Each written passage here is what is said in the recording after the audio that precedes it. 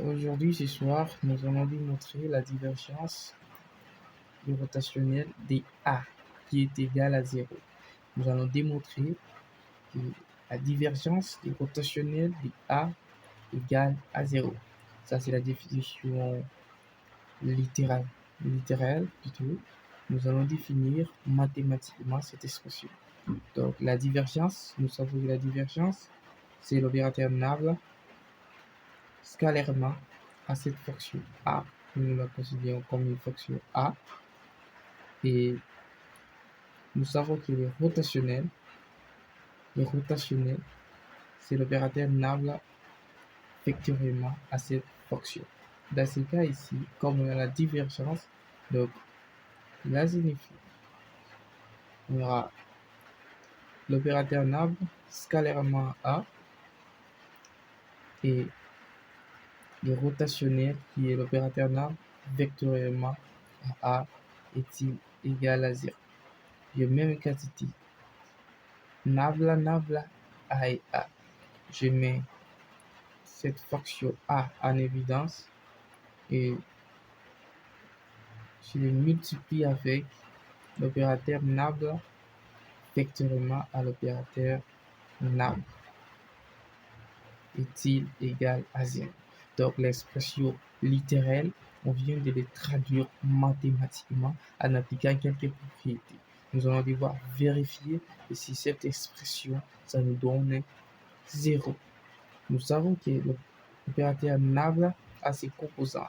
Et les composants de l'opérateur nable, c'est la dérivée première par rapport à x multipliée par le vecteur unitaire j, la dérivée première par rapport à y multiplié par le vecteur unitaire j, la dérivée première par rapport à z multiplié par le vecteur unitaire k. Donc on est à l'espace orthonomie. Donc à 3 dimensions, on a l'origine O, I, J et K. Comme nous sommes dans l'espace orthonomie, nous devons appliquer cette expression. On a la fonction A, et nous allons construire une matrice composant des vecteurs unitaires I, J et K, avec chaque composant du vecteur de l'opérateur nable. Nous savons que c'est la dérivée première par rapport à x, la dérivée première par rapport à y, la dérivée première par rapport à z. Ça, c'est la dérivée première par rapport à x, la dérivée première par rapport à y, la dérivée première par rapport à z. Là, on vient de terminer à construire notre matrice. Là, il suffit, on a déjà une matrice déterminante que nous allons devoir résoudre par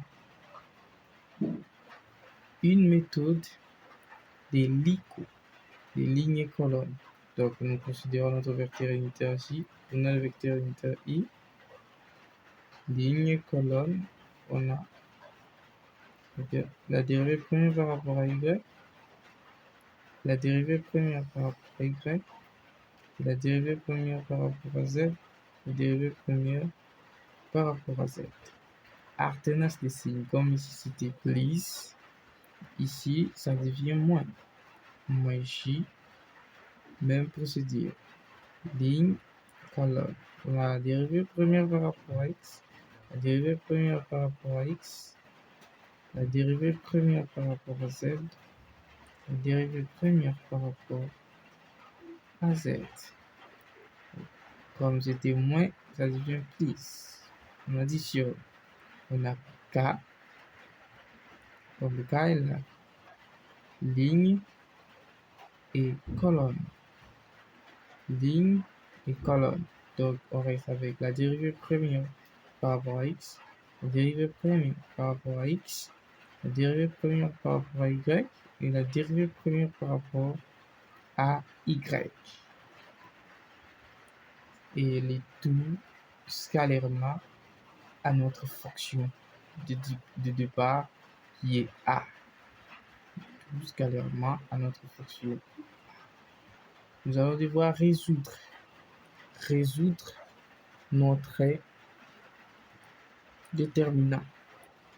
on aura la dérivée première par rapport la dérivée première plutôt au carré par rapport à y par rapport à z moins la dérivée première au carré par rapport à y par rapport à z, le tout multiplié par le vecteur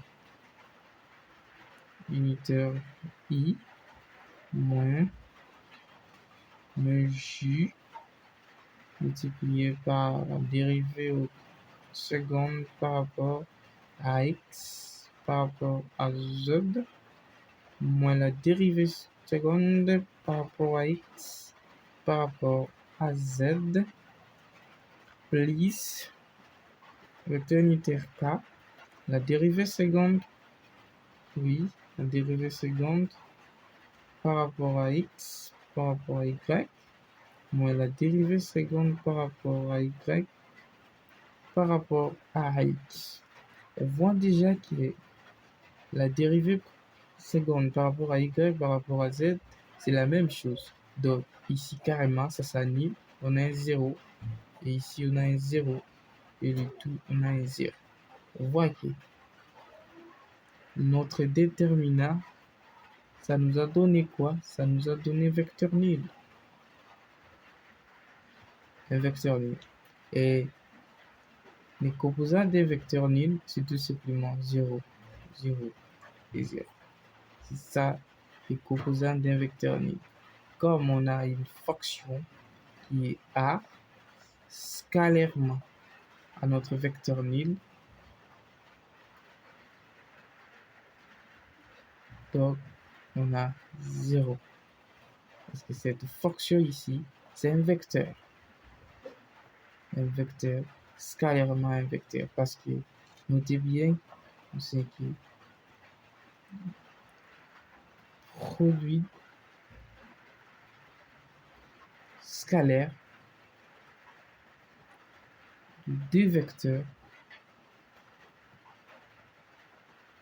c'est un scalaire.